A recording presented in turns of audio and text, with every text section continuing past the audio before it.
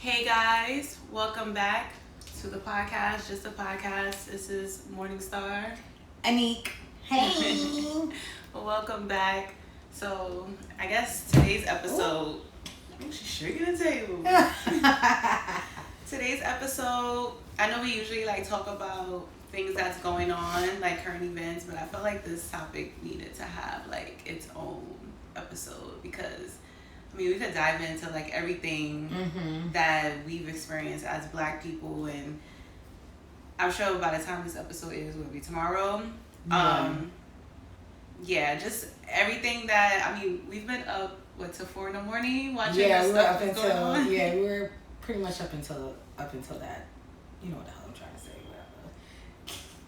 Yeah, if you guys have not, if you guys don't know what's going on, Then you're under a rock. Yeah, but pretty much there has been a lot of riots that's been going on in different cities, and Black people are just upset, and we tired. And We is tired. I guess I could start off with this because I had told Anik that when this stuff was happening, I was on Instagram and I seen a lot of people, because sometimes Instagram, if you go on those blog pages, they'll show you what people are tweeting and stuff. And a lot of people, the tweets and just people in the Instagram comments were just saying stuff like, oh, we have to do better, talking about the people that was looting and burning stuff because they had looted and burned Target. It's we gotta do better as Black people. We shouldn't be doing this. We shouldn't be violent. Yada yada yada yada yada. So I had a moment where I was just like, all right, what if there's Black people that work there now they don't have somewhere to go to work, but I'm they could get unemployment, Right. And then I thought about all the years that white people have burned our houses down just because we moved in a neighborhood and they're all white neighborhood and they don't want us there. Have burnt our churches, have burned our businesses, have lynched us, have burned down buses, thrown fire, whatever, explosives at it when we were going to protest or do peaceful walks, have done so much crazy stuff to us. And I was just like, man, F that Target. Burn it down. Burn it to the ground. As long as y'all not out there looting and burning down Black businesses, I don't care. Like I told Anik, we need to start being on their type of time. And I feel like us being peaceful and us turning the other cheek, like Michael. There's no liquor in here, y'all. So I'm talking like I liquor. Who Michael though? Michael Jackson? Michael Jackson, I guess, but Martin Luther King. Martin Luther Michael yes. King Jr. Martin Michael Luther Jr. All of that being peaceful stuff and the peaceful that's not gonna work. When we start killing them, just like how they killing us and treating us, they gonna wake up. And I'm not gonna lie, I was happy when I seen shit burning to the ground and them destroying shit. As we should. We're tired. Yeah. This has been going on for 400 plus freaking years of the torture and the mental fuck that they have done to us. I don't even know if I can curse because I know we're posting this on YouTube too, but... Oh, we can't curse on YouTube? I don't know, but fuck. I'm tired. I'm like, we could bleep that shit out. That's true. Fuck. That's what's gonna be like, ee. Yeah. I have the same sentiments as Star because obviously, I didn't watch the video. I choose not to watch videos and stuff like that of, our people getting murdered by law enforcement because it doesn't do anything for me. And I just don't want to see somebody's final moments like that. And obviously, it's like it's a double-edged sword because if you don't record it, then who's to say if it even happened? Then it's your words against police officers. But then you record it, and then you and whoever else you're around are traumatized, enraged, angry, and the list goes on. So it's fucked up because the fact that we are treated horribly in this country for so long that needing video helps to bring about a slight bit of justice. And George Floyd, rest in peace to him. That is there's no words. And even with the Breonna Taylor, like, they still haven't arrested those officers that did that to her. I think the only thing that has, there's Ahmaud Arbery. What about Sean Reed? Has they arrested his killers? I don't know. I have to look into that because everything has been so saturated with, you know, George Floyd, because everything's happened within, like, back to back. And one thing I will say is that with the looting, I had the same, like, I didn't have the same thoughts as Star in the beginning. Like, when I saw them looting, I honestly, truly did not give a fuck. Because, I said, what does Target mean to me? What does AutoZone mean to me? Or any other corporate-owned company that's owned by white people who probably are 99.9% racist, prejudiced, discriminatory. Then you don't even pay your employees well. Some of them work without benefits, or if they do have benefits, the benefits are trash. And obviously we know it's like a hierarchy in the work system, in the workforce, you know, because you need the people at the bottom to make you rich at the top. However, you can still look out for the people that are at the bottom, even though technically they're not bottom. They're trying to live their lives and accomplish whatever it is that needs to accomplish. So why should I feel bad? Why should I feel bad about watching folks go up in Lenox Mall and fuck up Gucci, Prada, Dior, whatever? It's like, yeah, I get what some people are saying. Like, the few people I have seen, they're like, oh, like, why loot Gucci? Like, why do this? Why do that? They have cameras. First of all, when they kill you, ain't you being killed on camera? Aren't you being video recorded? What's Gucci to you? What's Dior to you? Okay, so what? These people are going up in there, and they're probably, obviously, some of them are not there for the right reasons, and they just want to steal shit and stun on the gram. Don't get distracted by the main cause. So many people are focused on, why are they looting? Why are they looting? That's a distraction, one. So remove yourself from that thought process and get back to what it is at hand. Because guess what? Who was I watching? What's his name? Michael Rappaport. He made a great point. He said there is no playbook for rioting. There isn't. Really isn't. So whose rules and whose guidelines? It's the only playbook that some people are following is obviously their morals. Mm-hmm. But there's no playbook. Yeah. There's no rules that say this is how you riot. Rioting is rioting. Yeah. Any country, any slave revolt, anything that you have seen over the course of history up until now, people have rioted, they have burned buildings, they have destroyed establishments. Yes, destroy the establishments that affect us. You think Gucci don't affect us? First of all, y'all so busy concerned about them throwing glass and stealing their shit from Gucci. How many times Gucci has literally done racist shit to the community? Wasn't Charlita, T.I. telling y'all not to wear fucking Gucci and all this shit?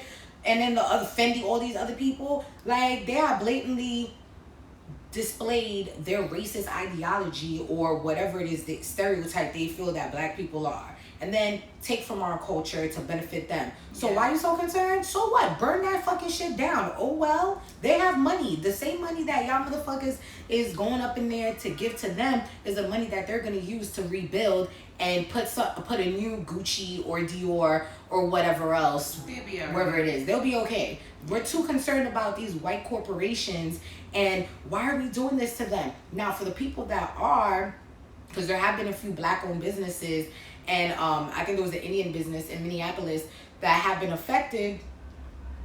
I get it, because it won't be easy for a black-owned business to pick themselves up off the ground the way it would be for a white company.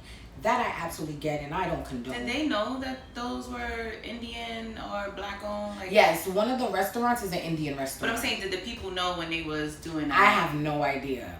Because I feel like so far they've been kind of very mindful of the businesses that they burned down and who they're targeting. Mm-hmm. So I wonder if they know. Because I mean, there are some businesses that you think are black-owned and they're not owned by black people. They just have a bunch of black workers. Mm-hmm. Or there might be a business that is black-owned and you're like, oh shit, I didn't know it's black-owned. So that's something that I think about too. Like, I wonder if they before they riot or if shit goes left that they know like, all right, we don't touch this.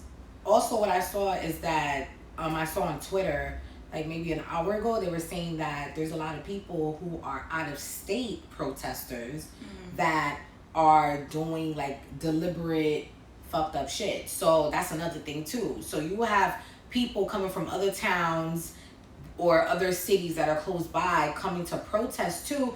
They don't know if those establishments are owned by a person of color because they don't live in the neighborhood. Yeah. So, but I think for the one where, because it was two. There was one where it was a woman, black-owned woman, three of them, but two are partners.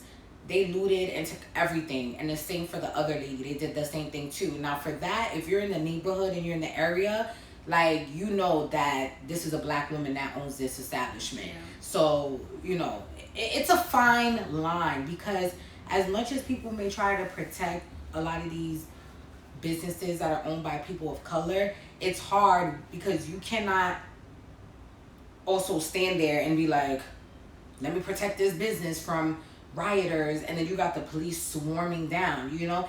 Like, rioting is so different. Like, you can't do in your mind what you think is so easy to do by watching something on the phone or the television. Yeah.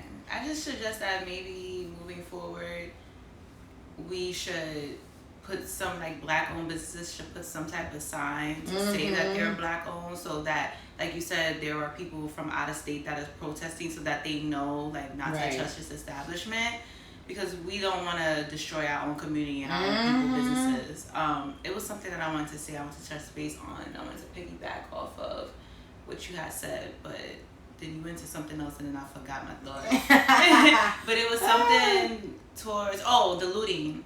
I was going to say that for me, honestly, I don't see nothing wrong with the looting because I'm like, white people have stolen from us so many times and they're still stealing from us. So, like, you know, I just feel like people are just being so literal about it. They are. Just being too, like... And it's annoying. It's like, okay, Massa gonna be mad. No. Burn their shit down. They burn our stuff down. If they try to kill us, kill their fucking asses. Yeah, we always talking about putting a dent in their pocket, money-wise. You don't think that by destroying their businesses is putting a dent in their pocket? That's a loss. That's how we need to put the dent in their pocket, not the boycotting, because the boycotting can last but so long, and when you do that, it's like, okay, I forgive you for boycotting me, because that's kind of like the attitude that they have, because they know, like, these people are gonna get mad, but then they're gonna just buy my shit again or support me. No, we need to burn that establishment down, because that's gonna cost them more money than you not buying from them. Yep. So I was happy when I saw that, because I was just like, this is the way that we need to start getting into their damn pockets. I was a little mad too, because I was telling her and our other friend Julie, I was like, why didn't I ride in New York? Like, I want to run up in a store on Fifth Avenue. Now, let me stop. That's incriminating myself. But anyway. So they got rid of all that stuff. But I feel like the stores in New York, like, they always remove that stuff, though. Like, at night. I mean, I don't They actually do the jewelry stores, like, in the Diamond District. They always take out, like, the jewelry and stuff from the window displays. So, it's probably just because that's the norm. Yeah. But...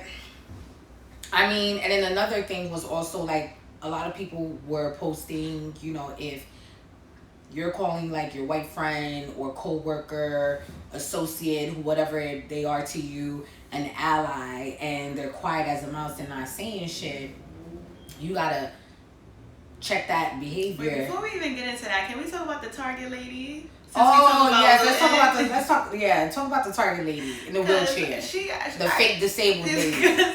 Before we even get into that section of the conversation, like, first of all, when I first saw it, I saw her laid out because it was like a picture, and I was reading it. She was in a wheelchair. That's the one that you showed me. She was in a wheelchair. Like, and when I was reading it, I'm like, she's stabbing people, black people, and then I read the part when somebody said, like, that they, you know, took the fire extinguisher and was like blowing her with it, and I was fucking crying, like laughing. Like I couldn't even take the article serious because it's like I want to be serious because like she's stabbing like my people, but I was like, who decided to get a fire extinguisher and was like, yo, finish her? And then Anik showed me the video, and I was fucking laughing because I was just like, what the hell? Yes, they OD. And then they had another video showing her like way before getting out her fucking wheelchair and just walking mad regular. And I'm like, yo, whose wheelchair did you steal? You stole somebody's wheelchair because there's another video, because you know now they're making so many memes. She is literally driving the wheelchair into the wall. Like, if you are wheelchair bound, 9 times out of 10, you know how to use a wheelchair properly. Mm-hmm. Especially if that is your mode of transportation. Like, and use it for mobility. You know how to use a wheelchair. Why are you driving into a wall? When that black lady was hit her in the head. That shit was doom, doom, doom. I know y'all probably seen it. If not, y'all better go, look for that shit. But Sis and Target, see, that's the thing, like, and then Star pinpointed that, because Star was like, oh, did she take like a knife from, like the kitchen houseware area of Target? And then she pinpointed that, Sis brought her own knife. So it's like, who does that? First of all, what person with any form of disability says to themselves, I'm going to take a knife and I'm going to, can't say march, I'm going to ride down to Target. She probably marched and then rode. Right. To go stab people. And on top of that, you're not the riot police, sis. You're not Target security. Like, who are you to stop people from doing what they were doing? I don't even think she was trying to be Target police because she was letting the white people still. That's true. That's what they won't show you. She was letting them, and that's another thing. The media ain't shit because we already know that because they showing all these people of color stealing, looting, but they not showing all the white people that's looting or all the white people that are actually burning down the businesses first, breaking the glass windows and looting and taking everything. Because there was a video I seen and it was a whole bunch of white people looting, breaking the windows, and then you see like the black people trying to stop them there, and they're like, stop.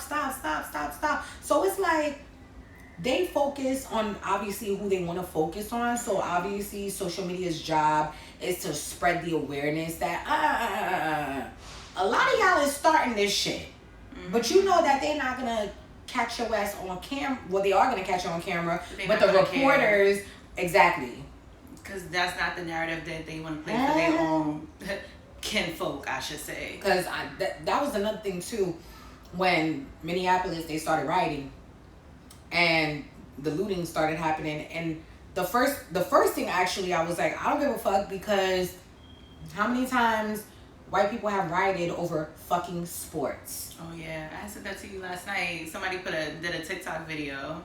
Like the stupid stuff that is like, why are you writing for? And one of them that I had remembered so vividly was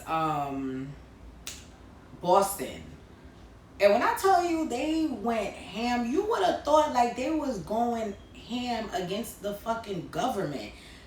Burning cop cars, destroying businesses, and these are obviously their people's business, but I don't see no other white people saying, no, don't do that to our community. They were all in it together, didn't give a fuck, staying on top of cars, wilding the fuck out, all that shit. Because they won a game? Because either when they win, they go fucking crazy. When they lose, they go crazier. So, I don't want to hear it. Tamika Mallory said it the best. When y'all start showing us behavior that's different from which I've been showing us since the dawn of time, we'll switch our shit up because we do learn from y'all. I mean, technically, we don't really learn from y'all. We just being fucking petty. Yeah. You do it, I'm going to do it too. But I think we're just at this point, and I feel like we've been at this point for so long where we're just tired. Like I had told you, I didn't think that it was going to go this long. I just thought that it was going to be like everybody else who has been killed by law enforcement, where we sign some petition, we outrage, all these like press conferences that people be having, and we gonna march, and then that's it. Right. And then it's gonna be quiet, and then somebody else gonna pass away from police brutality, and it's gonna be like the same thing over and over. So when I seen people rioting and burning shit down, and that shit lasted all day into the next day, and like, you know, they're protesting now in Newark, but who's to say that's not gonna go into flames? We don't know, because we didn't know that was gonna happen, you know. But I was just proud to see, like, yo, my people really is on some gully type shit, and I was surprised at New York, because that's not right. No, I'm just kidding. But the fact that they burnt down that police car, like went I was police station. Yeah, like I was so surprised, because I'm like, yo, I've never seen it get like that before. Yeah, like, you know, it's just because I remember us talking before, and we was like, how many marches are we gonna do? How many, like, it's like it gets tiring, but I think for us as a people, we get into that breaking point, like it's happening. Yeah, and it's like, yo, we tired. We motherfucking tired, because it's just back to back all the time, to back to back. Every year, every single year, it's the same shit, and it's just like, and even just like, is he gonna get justice? Is George Floyd going to get justice? Just last night when they arrested him, and then Star told me the charges, and I was like, what? Charges are bullshit. Third degree. Basically, y'all telling me that he basically ain't do shit, and he's probably not gonna do time, because the lawyer he hired was I think he was a prosecutor. Was he a defensive prosecutor? Whatever he was, in the Philando Castile case, where the officer didn't get charged and got off because he defended that officer. Like, so that's who he got. Then we were talking about how he don't even like the pictures of who they arrested versus who we saw. So I came up with a theory, right? And I was like, all right, this guy look kind of different. He look like he's similar to him. And you know, I used to watch a lot of Scandal. So I was like, what if this is somebody else, and they took a mugshot of him to pretend like they arrested him?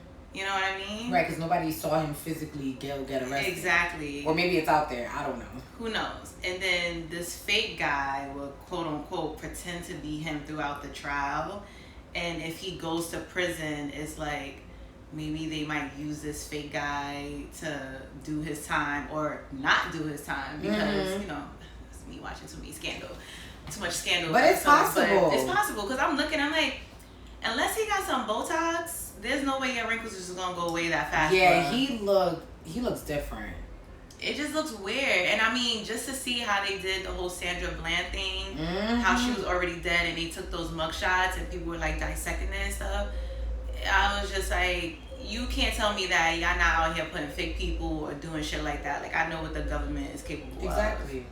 It is more than possible that it's an imposter. Because they said that he fled to Florida. I don't know how true that is, but they said that he fled to Florida. So, which is like, how the fuck you got arrested, but you fled to Florida? Like, I can't. Yeah, it's crazy. But back to what you were saying about the white people that you seen, like, people were speaking out. Oh yeah, just basically, you know, talking about the silence of white people, whether it's celebrities, whether it's someone you know, or, you know, you follow some person on Instagram that's white, and them not feeling the same as you. You know what I'm saying? And I was like, you know, it's true, because bottom line, unless you're a white person that grew up in a rural town and there was literally no people of color in your neighborhood, in your town, and you had to move out of that town to go to a city where obviously it was multicultural, multiracial, and then unlearn and learn things about yourself and about different cultures and stuff, even those people would still be moved to say something, versus a person who grew up in a predominantly multicultural, multi-ethnic, or racial environment, and you ain't saying shit. Yeah. And, you know, I was saying to them last night, there's a young lady that I know of that she hasn't said shit. She hasn't posted not a motherfucking thing thus far. And I find it quite interesting, because you have black friends, clearly, apparently, you have dated a black man. Meanwhile, crickets. Nobody wants to.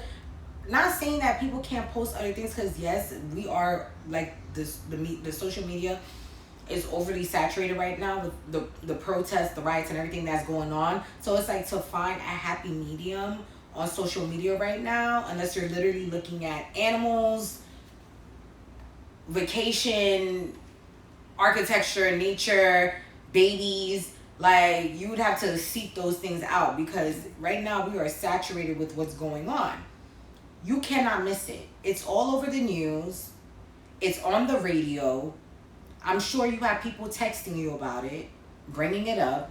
You're on social media posting. So your feed, your Explorer page, and you haven't said a motherfucking thing. So that made me think like, okay. And this is a person that I said one time, because she was having a debate with her roommates about the N-word. And one of her roommates was Latino, and I was just like, yeah, just to know, like, around me like that, I think like the Latino person was condoning saying like, oh, she's down or some shit she could say out, and I was like, I shut that shit down. I was like, no. I was like, you cannot say that word. And she was just like, oh yeah, I know. And I was like, yeah, if I had said the opposite, would you really have known not to say it? She would have been hype. So, but I try to give certain people the benefit of the doubt, not like intellectually, to know like that's a no-no. Like, we don't do those, like, But aside from that, other white people that I know that I used to work with, they have posted.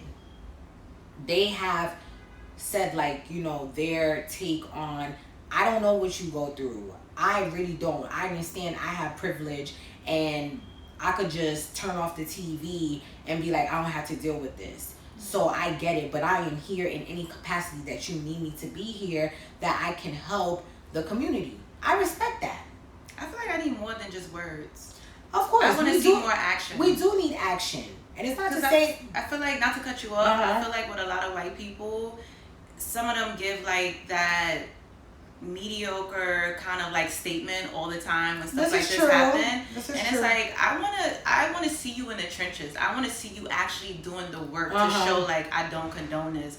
Don't give me a little sad little speech of, it's so sad what happened to this person and we're praying for this family, and no. I need action. I think I'm tired of the talking. Like, the reposting and you saying those little mediocre statements. It's like, enough is enough. I need you to do something more. No, I agree. You know what I mean? I agree 100%, because obviously we got to put the actions behind the words. Yeah. And obviously for white people, you definitely have to put the actions behind the words for any person of color to believe that these are your true sentiments and you're genuine with what you say. You know what I'm saying? But this is for the people who feel that they want to see white people say something, and then, okay, I see your acknowledgement, because that's what a lot of people of color look for too from certain white people. They look for acknowledgement and recognition and awareness. That I want to know that you are aware. I want you to say that you see what I see, that you know what I know. But a lot of them see and they know, but they choose not to. It's like they want to act like they don't see it, but they see it. Of course. They see it, because the many videos I've seen of people doing experiments of black people and white people and just asking like, oh, if you could trade places, or just questions and stuff, they know what's going on. They just like to turn a blind eye. And I think, for me, that's why a lot of black people get upset, because it's like, that's like when you living with somebody and they leaving trash around. It's like, my nigga, I know you see that garbage piled out like I see the garbage piled up. I know you see the dishes in the sink like I see the dishes in the sink. It's kind of the same thing. It's like, I know you see us getting killed by police just like I see it. So don't pretend like you don't see it. Oh yeah, of course. But everything does boil down to that white privilege and them having the ability to be like, I could just turn this off and don't care. Like, all right, yeah, I feel sad, womp womp, but hey Tom, let's go get a couple of beers, So with that being said, like, I do not hate white people. I'm just very cautious of white people.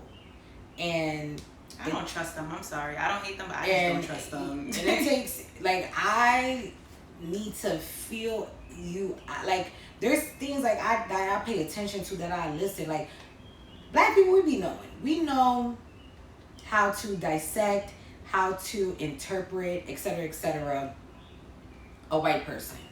There are certain key things that stand out. There are, boom, red flags. So, shit like that, I pay more attention to the ones that parade themselves or pretend to be down, and then boom, at home it's a different story. Those are the motherfuckers that I watch out for, because at least overt racist, what can I say? You out in the open displaying and showing your racism. So it's not like you smiling up in my fucking face, asking me how I'm doing, want to hang out with me, and blah, blah, blah. And then when you pretending like, yeah, you're cool, and then when you go home, oh yeah, I hung out with this black bitch, or this black nigger, blah, blah, blah. Like, saying so much racial. I'm about to bleep that out. Oh, sorry, whatever. Racial, shit. At least a KK motherfucker, if they call me the N-word to my face, they call it to my motherfucking face. White supremacists, the right wing, they say that shit to my fucking face. It's the motherfuckers that be pretending. I call them the closeted racists. Because we seen that way, whatchamacallit, Karen in the fucking park. I'm not racist. I donated money to whatever foundation that helps the community. Really, sis, you did shit that look good on fucking paper. I say I don't trust them. I'm sorry. Like, I know the whole, there's allies, yada, yada, yada. There are, but the allies are very few and in between, Yeah. Like, for me, I just don't trust them as a people. I feel like they done burnt me and my people so many times that I could do without having any relationships with white people. That's just me, honestly. That's my personal opinion. If black people want to be friends with the white allies, they can. They want to date white people, they can. I don't care. But for me personally, the experience that I've had with white people, I just rather keep my fucking distance. Because it was like, I don't know, I don't think I've ever really had a good experience with white people, except for the people that I stayed with for Fresh Year Fun Camp. But then again, I was very young, so you wouldn't know. Yeah, like I wouldn't if really. They treated you differently. Yeah, so like I would have to, like, in my adulthood, go and be around them to kind of get gist of it. Like, okay. But for me, I'd rather keep my distance. Yeah, because there's gonna be white people that, like I said, like, they seem great. Great. Oh, okay, they're cool. And like I said, there's keywords. They put you in a box because they'll be like, oh, you're not like the rest. Boom. That's a key word for you right there. That's a key statement already showing you the mentality that they have and they think against people of color. Or whatever other ethnicity you are, and they're saying insulting things, and they're right in front of you saying it and doing it, and you're just like, ha ha ha, because you want to be white so fucking bad that you're willing to take the disrespect. Yeah, I was I'm not gonna say a little, I was highly upset at Madonna having her son dance to Michael Jackson, They Don't Care About Us, and posting it. And I don't know if that was her way. No, let me not say I don't know. I felt like that was her way, because I'm definitely going to assume. I felt like that was her way to show that, oh, this is me speaking out. Look at my son, my adoptive son, dancing to Michael Jackson. Because we know what that song means. Like, we all know what that song was intended for. And I was just like, that's not going to cut it for me. That doesn't, I'm not going to look at that and be like, Madonna riding for us. Exactly. Just because you have black adoptive kids and you got him dancing to this, that doesn't do it for me. That's why I'm like, I need action. I want to see you in the trenches. I want to see you not only donating to stuff, but actually getting your hands and feet wet. Like, I want to see you out there writing. Like, just like Julian told us, Portia from Housewives of Atlanta, she was out there writing with them. Like, to me, and I'm proud because I feel like with people like that have money or stuff, sometimes they don't want to get their feet and hands wet and shit. So I was proud, like, oh shit, Portia, like, you know, I want to see stuff like that, like, from white people. You know, like, I need more. Because we've been doing it for so long, it's like, okay. Yeah, like, you reposting stuff or giving these mediocre. I was like, really, Madonna?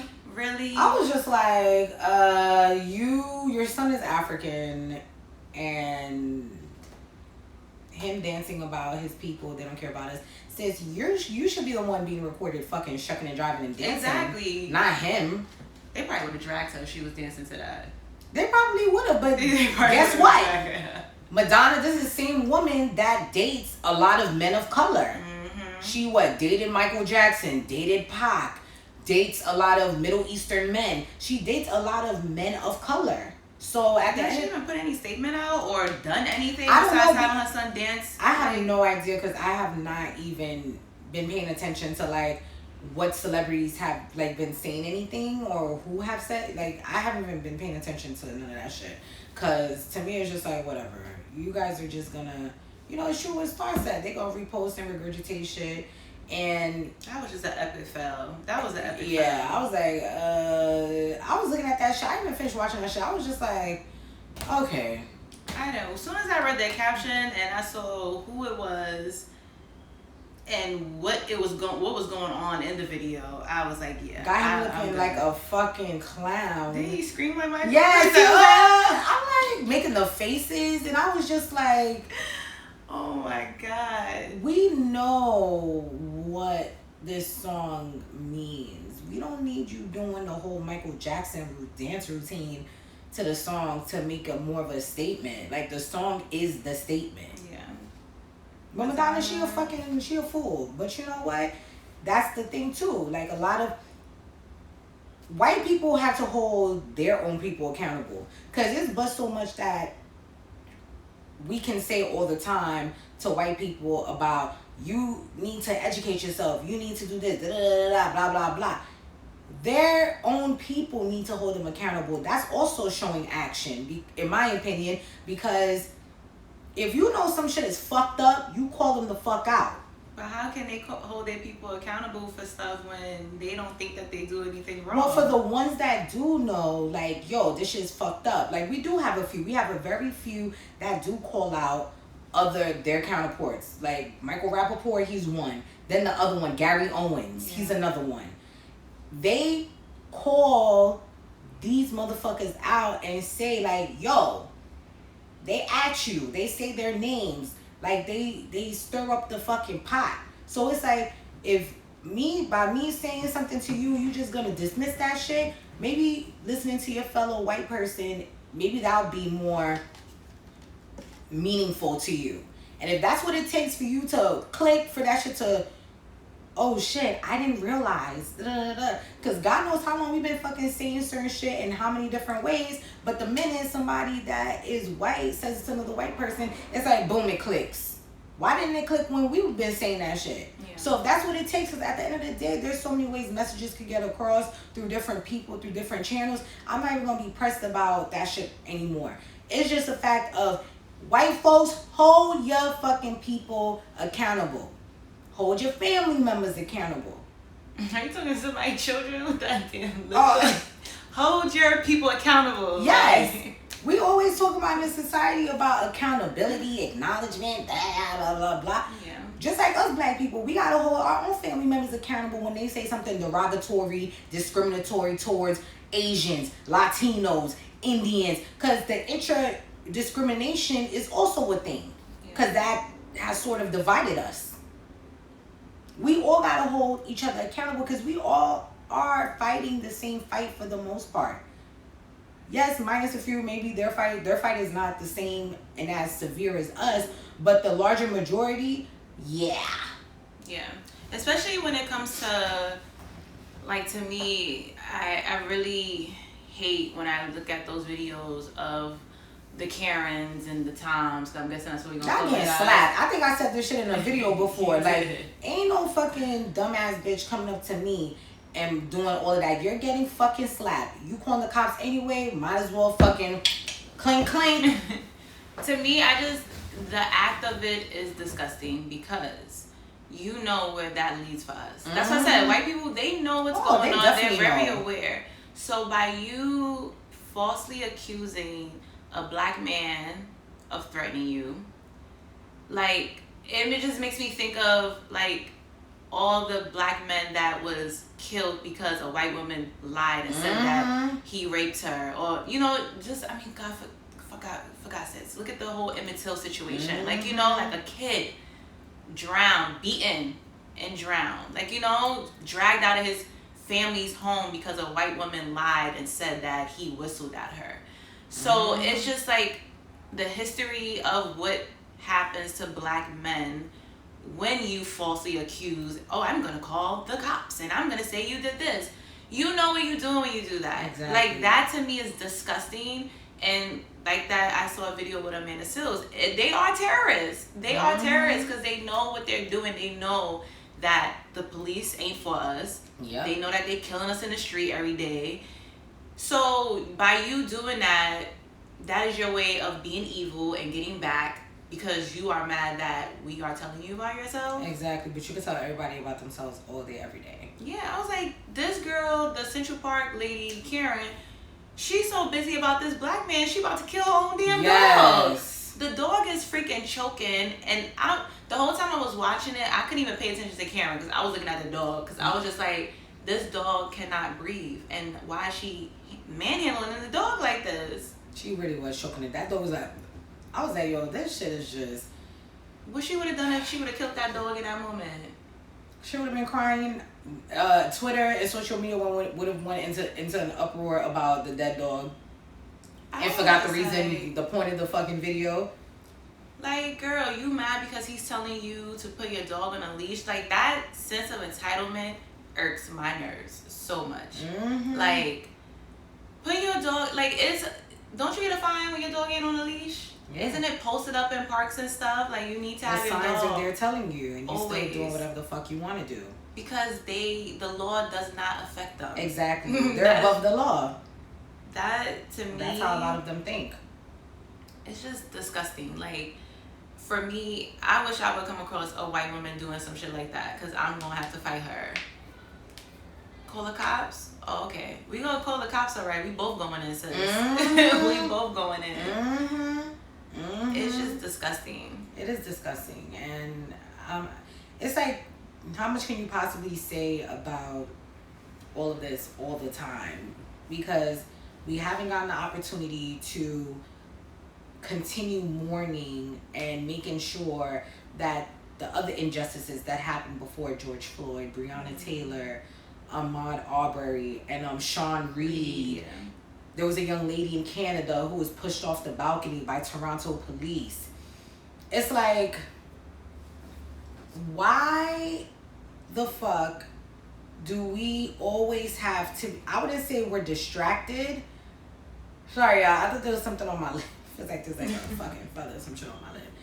Right here. I don't know. Whatever. No, you chill. I don't see anything. Like right there? Above? No? No, I don't see anything. But we cannot mourn our people. And this is how our, great-grandparents and everyone felt. Like in the South. They couldn't finish mourning their sons, their cousins, their wives, their sisters who were murdered by racist white people who weren't cops. Yep. Remember that. Y'all forget too that some of them wasn't cops. All of them weren't cops. They just knew that if the cop came and arrested them, the sheriff of the town, they was gonna get off. But a lot of these, don't forget, we're just regular people. Yeah, your grandparents and your great-grandparents were murderers. Because they were lynching and killing black people and taking shit because they knew, like, oh, well, I'm good because I'm white. So what, they ain't gonna throw me in jail for killing a black person. So that's another thing.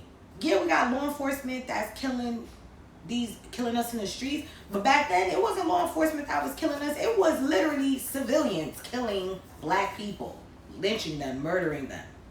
Along with firefighters. Yes. You had some police in there, because I mean that they were part of the KKK. Oh yeah, of course. But that just goes to show you how the violence and all that stuff, no matter what, they were always getting away with that shit. Always. Whether they had the connections or they were part of the law or not a part of the law.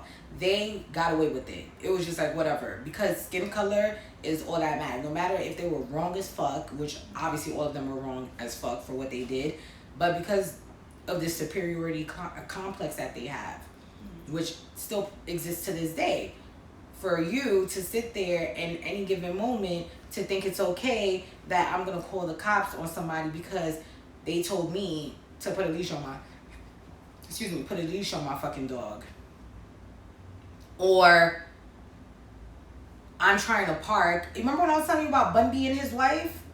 Oh, yes. Yeah, that's another thing. This was like 2 months ago or more, and this white lady was calling Bun B and his wife the N-word because they were unintentionally blocking because they were stuck in a parking lot, and she was trying to get through, but they couldn't go anywhere. And she called her N-word. She called Bun B's wife an N-word, then called the cops, and then when the cops come, is saying she never said that. But unfortunately, they didn't get a chance to record, like when she had said the N-word, they recorded after. And then what ended up happening? The next day or whatever, they recognized her car in CVS parking lot, and his wife rolled up on her. She was like, "You remember me?" And she was looking at her like, and she was like, "Oh, you don't remember me from the other day? You called me the N-word?" I bet you that jogged her memory, because sis was walking away. She was like, "Say it right now. Say it now. Say it now. Call me the N-word right now. You ain't got the cop with you. None of that. Call me the N-word." Sis was literally like, you thought she would have been fucking sprinting through CVS trying to get the fuck out. She was stressed. And that is the thing for me. Yeah, we don't believe in violence, but guess what? Sometimes you gotta slap and punch a motherfucker so they know not to fuck with you. And I'm sure if a lot of these Karens and what was the other shit that they was calling them before too? Carol, whatever the fuck. Whatever, there was the other name besides Karen. Was it Sandy or something like that? Some shit. If y'all was getting slapped the fuck up by people, I'm sure y'all probably would lessen the fact of doing the dumb shit that y'all do. Because that's what y'all need. Because they so quick to put their hands on somebody, touch you, push you, spit on you. You're getting fucking slapped. They're very aggressive. And that's me taking it easy on you. You're getting fucking backhanded. You're not doing your jump, your I'm not even doing the punch. You're getting slapped. Your taste is getting slapped out your fucking mouth. Throat. We'll see.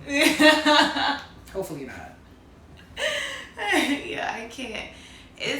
I don't know. The world we live in is so crazy, and it's just a lot, and it's stressful because it's every day from our experiences, our like own personal experiences, from the stuff we see that our friends that are people of color go through and their experiences, and you know what we see on social media and those people of color experiences, the news, whatever. Like all of us are going through the same thing, and it's just constant over and over. And I feel like we've had this conversation plenty of times before, where when it's time for us to have kids, we have to literally sit down and have this conversation about them being a brown skinned person in America. Like, when you think about having kids, it's always like, oh, you're gonna have the birds and bees talk, and it's like, yeah, I gotta have that talk with my kid, but now I have to have an extra talk. And white people don't experience that because they don't have to have that talk with their kids. And for me, growing up, like, I was taught my family history and just my upbringing, and the main thing that everybody in my family is like, no, we want everybody in the family to know, was when my grandfather's brother was hung in front of his mother's house. And, learning that as a kid, it was traumatic, but it didn't, like, hit me in a way how it would hit, like, my mother and her siblings, and obviously my grandfather and his siblings. But growing up, I used to think to myself, like, damn, I don't know what I would have done if I was my great-grandmother, just waking up on a normal day, which I'm sure back then there was no normal days, but just waking up and you just like, and you go to open your front door and you see your son, somebody that you gave birth to, just hanging on a tree. Like, that's kind of very, not even kind of, it's very traumatic. So that incident never really hit me. It was like, okay, like, I know what's going on. Mm-hmm. And, you know, when the whole thing happened with Rodney King, my mom, she had me watch that. And that's when she had to talk with me, like, you're different. And she used to always give me these affirmations and talk to me before I would leave the house. And her main thing she would always say to me is, you are, not only are you a woman, but you're a black woman, and you got to work twice as hard. Maybe not twice, but you either twice or triple harder than a white man and a white woman. And, you know, you growing up, you're just like, okay, whatever. But as I got older and I experienced these experiences with white people and just being around them, I was like, okay, I get where my mother's coming from. Mm-hmm. But I said to you the other day, the incident that really was that eye-opener and kind of was that turning point for me was the Sean Bell incident. Because, you know, we've had other situations before him, but I remember so vividly watching the news and hearing about this poor black guy being murdered, 50 shots the night before his wedding. And I remember my mom crying, and that to me was just like, and to see them all not get convicted, I was just like, yo. Because, like, you know, I seen the Rodney King thing and I know the situation, but I guess because I wasn't living in that era. Yeah, it was a different time. Yeah, it's like seeing it, it's like, yo, they beat this man. Like, this is crazy. Like, I was upset. But I think that situation, because it happened in our era, it was like, are you fucking kidding me right now? 50 shots? And it was just like back to back to back to back to back. So it's just sad that we have to grow up like this and we have to witness this stuff, because who wants to show their kid a man getting beat by LAPD? Right. You know what I mean? Like, this is your reality. This is what you're going to deal with when you get older. That's traumatizing. And it's like, why do we have to traumatize our kids? Exactly. For them to know how to carry themselves. Yeah, like, white people don't have to do that. And I think that gets me so angry. So, like, when we decided that we was going to make this a topic, like, I thought about this and I was like, yo, me learning about my great uncle being hung, and then me having to watch somebody get beat by police and no conviction, and then me watching the news and seeing somebody being shot 50 times, and I'm seeing this like over and over and over again. That's why now I can't even watch the videos of black people getting killed. It's too traumatizing for me, because it's like my whole life I've just been seeing like my people getting killed. Like, it's just different from you reading it in a textbook and actually seeing it physically. But it's like history repeating itself, just in different forms, because that's what the ones who came before us, this was their reality and their existence. Except that the judicial system was, not to say that the judicial system is on our side, the percentage is low, but back then they didn't care about arresting anybody, because for them it was just like, okay, you killed some black person, who cares? Now it's like, oh, it's recorded and it's showing our fuck ups, you fucked up, all right, let's just give the people what they want and show that we're gonna give some type of justice. That's why for me it's like, I try not to get my hopes high, because you want these police officers, these racist police officers, to go to prison. Then you think about the likelihood of a police officer going to prison, and at times it is not that high. They a lot of them have been dead wrong and have not done any time, just gotten fired, and that's that. And I don't even know, like, once they get fired from that specific police department, like, I don't know if they take their badge, because obviously if they take their badge and they take all that stuff, they can take their pension too, right? So I don't know if that makes you like, now you're not a police officer, you're back to being a civilian, and you're no longer a public servant, and you have to figure out the next phase of your life. But they need prison. Like, they need prison. They should be in prison. It's not a slap on the fucking wrist. And by this always being a constant thing, continues to show that America ain't about no damn justice. And you prove us right when we say you never cared about justice in the beginning. and you still don't care about justice. Because why is it so hard for you people to convict people and send them to prison that willfully, purposefully kill minorities? It's clear as day. It's apparent. That's why I don't waste my time trying to like educate anyone or giving them the rundown. And this is not for us, because we all go through this. This is our, history and the continuance of it. But this is like white people. I'm not gonna be wasting my breath all the time arguing with you. Like, no, like you know what it is. You know what it is. And I'll give you one fucking comment. That's it. I ain't going back and forth with you, and that's on that. Because honestly, I feel like sometimes it is a waste of breath, because they don't care to have that aha moment, that light bulb moment. They don't. I'm not wasting my breath. Because while I'm over here talking you to fucking death about why white supremacy is bad and about white privilege, there's probably the next white person who is willing to learn and change and put it into action of overturning the bullshit that has been their life since the day they were born. So, I don't know. Kids though, what age do you think is the appropriate age to have that conversation with your kids? I mean, I feel like I probably would have this before my kid was 10. Like, I would be very transparent with my kid, and I would, talk to them, because children are very smart, they're intelligent. It's not like they're not aware of what's going on. And before the age of 10, they definitely are very, like, aware of a lot of things. So, you think you would show them those videos? No, I would not show them videos. Like the Rodney King or anything like that? What I will, because to me it's like, no.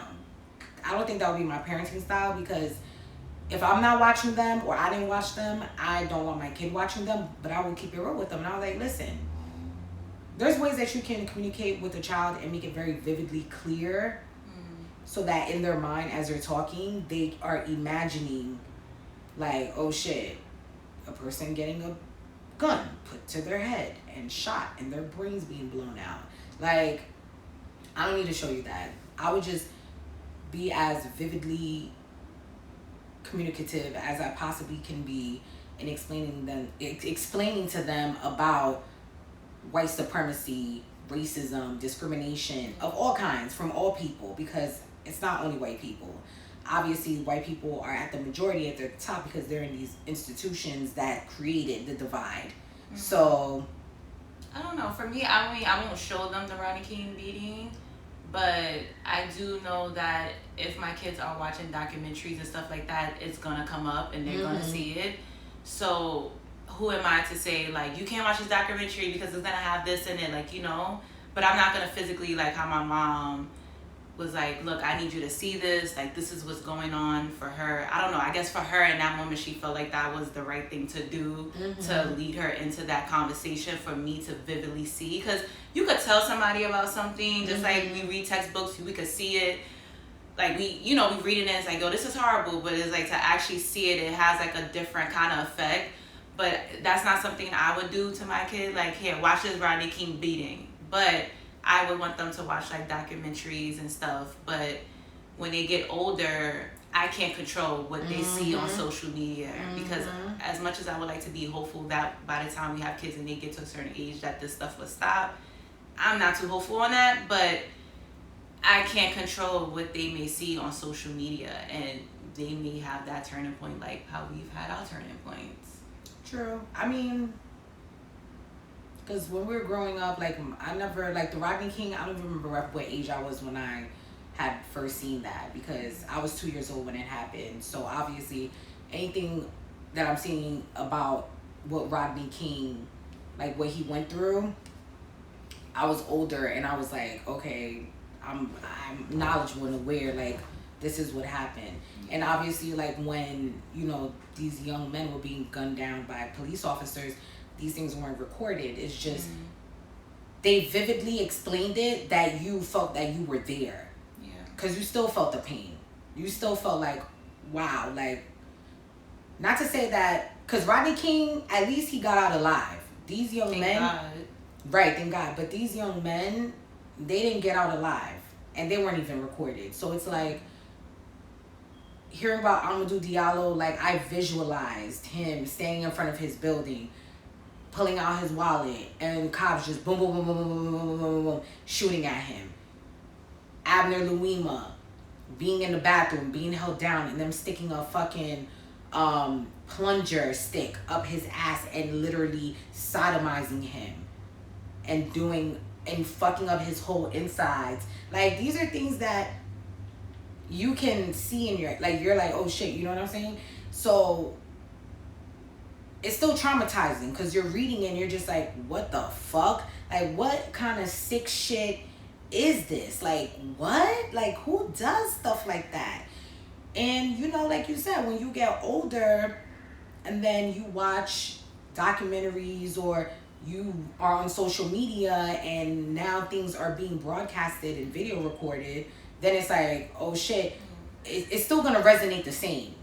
Like, it's still gonna be still traumatic. It's still gonna be heartbreaking, heart-wrenching. You're still gonna cry, all that shit.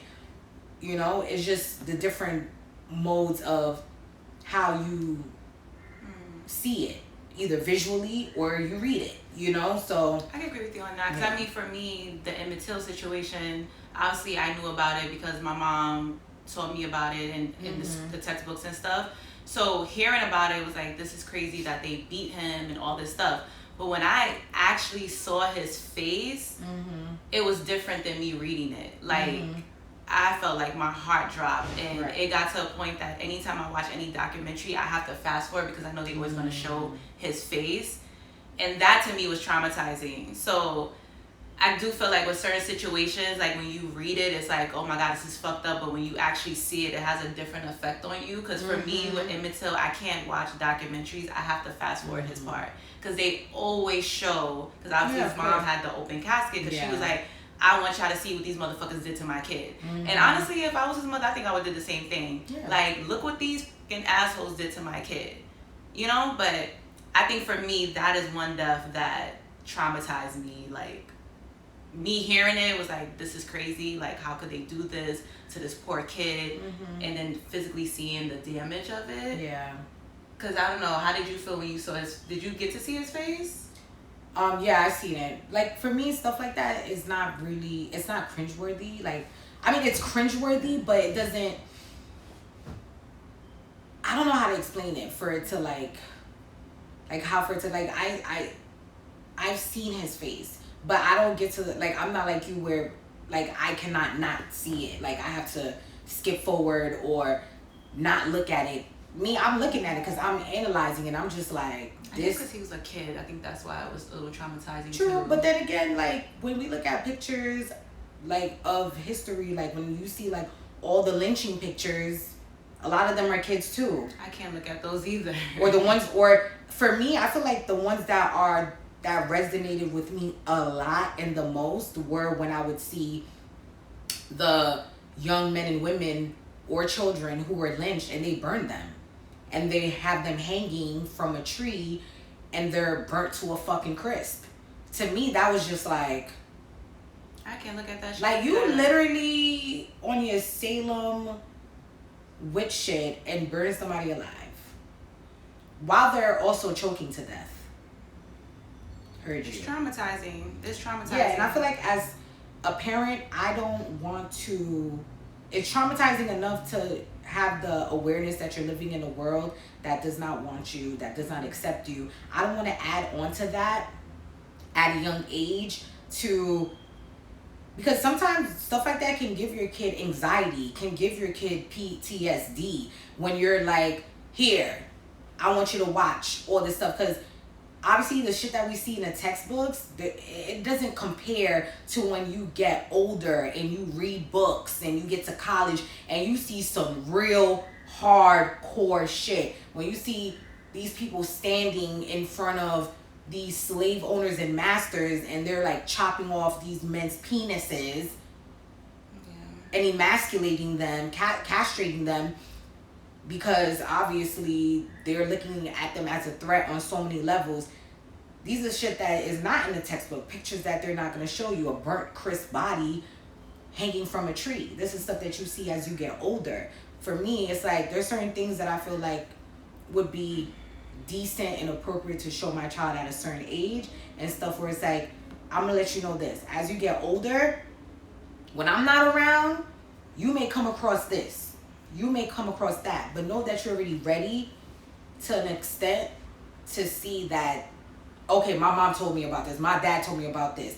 And yeah, it is probably going to be a different reaction, but they'll be ready versus like you being sat down and it's like, boom, like, oh shit, what the?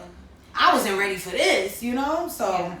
I think it's I don't know, it depends on age. That's why I asked like what age you would do it. I wouldn't show them. I would tell them about racism and all that stuff, but showing them vivid, graphic stuff that I feel like at a young age can also fuck up them mentally. Mm-hmm.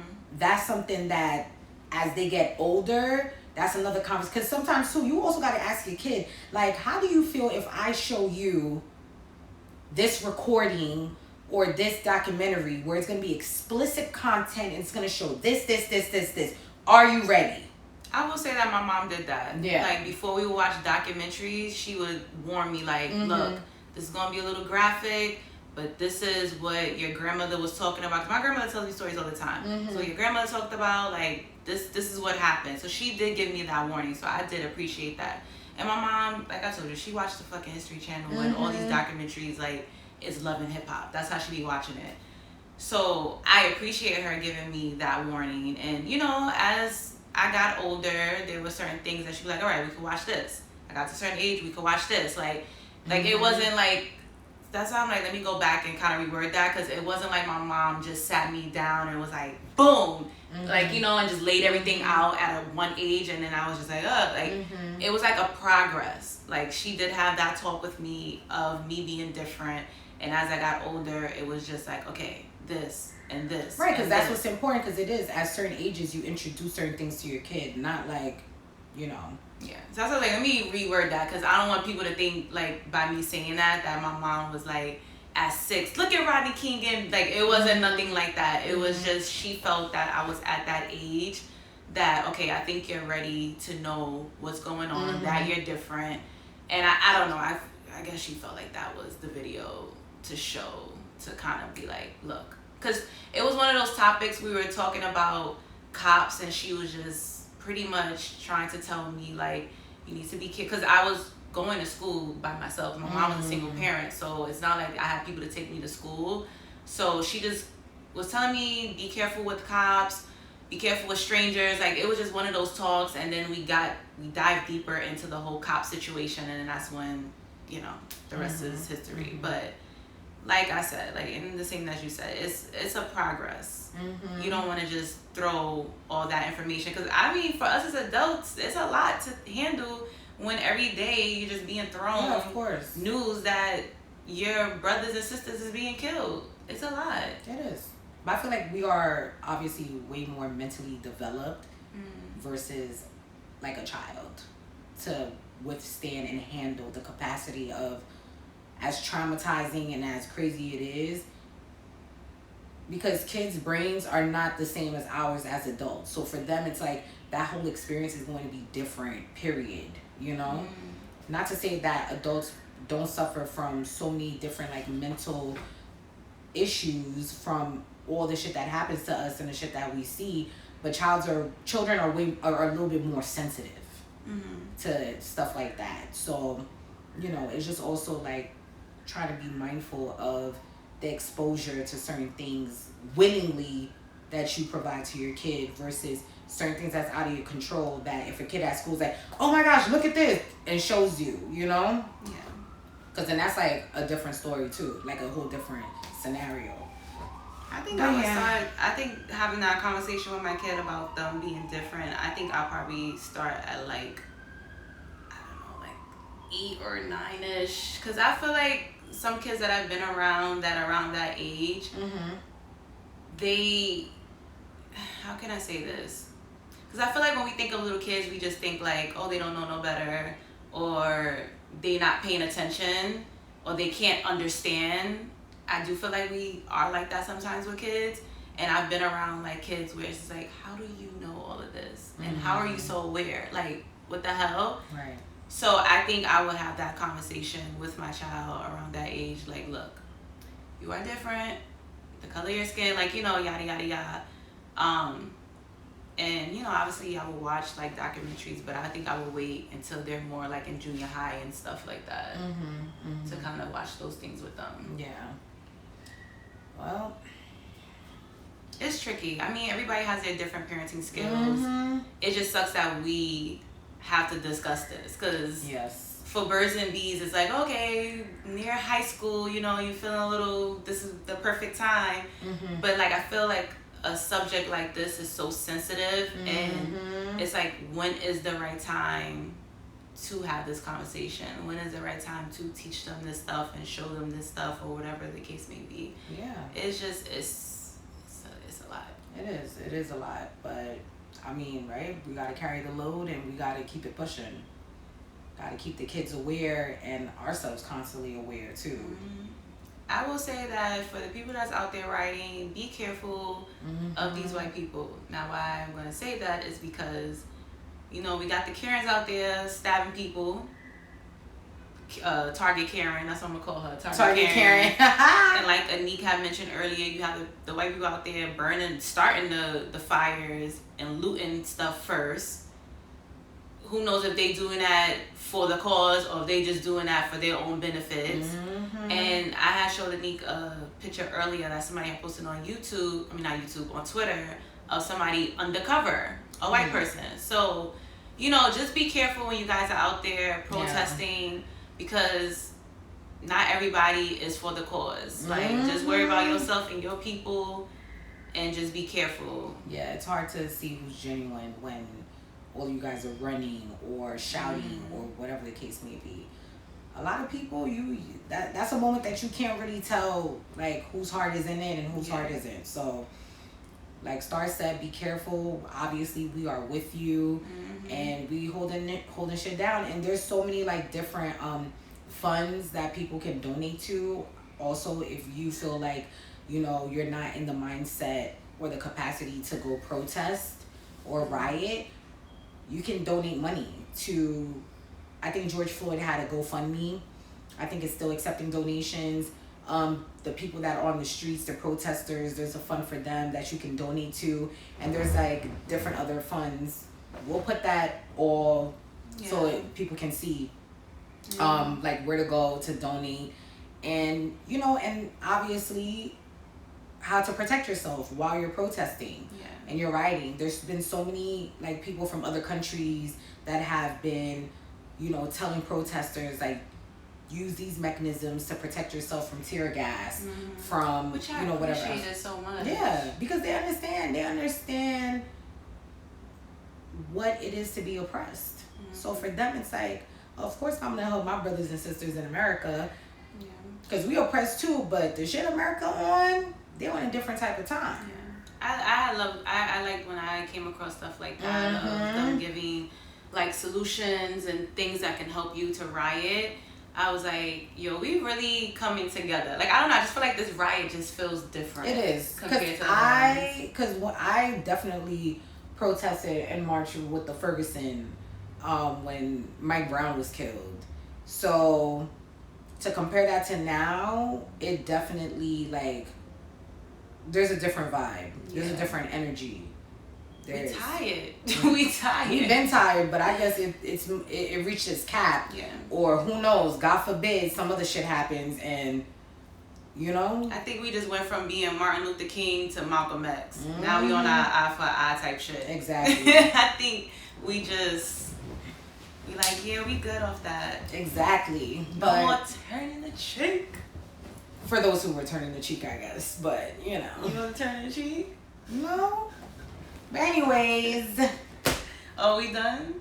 Because I feel like she, you know, you acting like Joel when we used to do podcasts with him when he was so thirsty to do his quote of the day. Oh, well, I ain't got no quote on the day, but, you know, time is ticking. Okay. So that's why I'm like, you know, we got places to be, things to do. But obviously nothing more important than talking about our people. So, Go ahead, wrap it up, sis, because you was giving me them vibes. Go ahead, wrap up the show. Well, there's nothing to wrap except like obviously be safe, and you know, any kind of resources that are helpful to people who are protesting and rioting, we'll put it in the description boxes. And just keep yourself accountable, other people accountable, and don't forget the real reason why everyone is doing what they're doing. And it's not because, aside from being tired, it's because of racism and white supremacy. Period. You gonna tell them where to follow us and all that information? Oh, sorry. You do that. That's your thing. You want to wrap up, sweetie. She ready to wrap up. Yeah, because we're going to be doing this for like 2 hours. No, we not. But just the vibe I was getting. I was like, all right, let me shut my mouth because she ready. I'm dead. Because, you know, because if we could get on a tangent and we like still going. No, it's fine. It's fine. But go ahead. So follow us on Instagram, Just the Podcast. What is it? _? 2 underscores. 2 underscores. Yeah. And we are on YouTube, Just the Podcast. Like, subscribe. And what's our Twitter? Like, subscribe, comment, and share. Yes. And you gotta share it. And on Twitter, obviously I have to work on my closing a little bit better. And on Twitter, I'm about to go on Twitter right now to be like, Just the Podcast, exclamation. Wait, hold on. No, wait, hold on. It's just _a_ podcast on Twitter. Yay, look at her. She did so well. And we are on SoundCloud. Yes. Apple Music. Oh, SoundCloud. We're going to put a song out on Apple Podcasts and IGTV.